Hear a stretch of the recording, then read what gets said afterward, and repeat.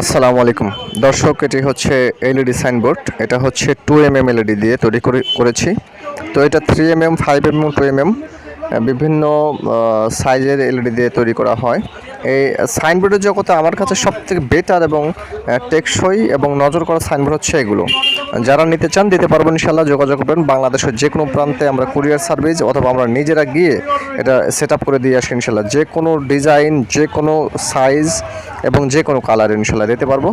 সবাই ভালো থাকবেন, সুস্থ থাকবেন। আর যে সাইনবোর্ডটা দেখতে পাচ্ছেন নেহা মেডিসিন কর্নার, এটা এই সাইনবোর্ডের লম্বা হচ্ছে আপনার 14 ফিট আর প্রস্থ হচ্ছে আপনার 3 ফিট।